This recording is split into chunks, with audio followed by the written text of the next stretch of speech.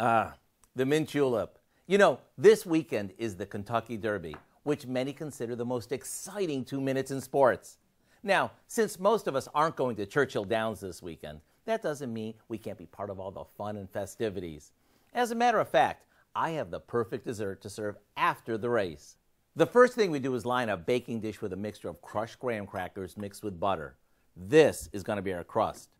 For the filling, we beat together some butter and sugar until it's creamy. To that, we add some eggs and vanilla. And when it's fluffy, we slowly mix in some flour along with a bit of salt.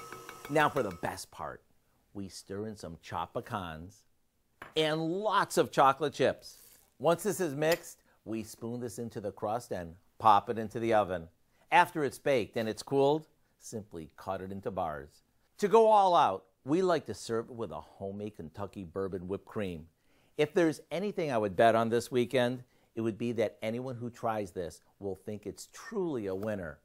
To get the recipe for our Kentucky Derby bars, along with our homemade bourbon whipped cream, just visit our website. I'm Howard with Kelly, who looks like she's ready for the Derby, where today we found a no horse in a round kind of way. For you to say, ooh, it's so good. That bourbon cream's good, isn't it? That's my favorite.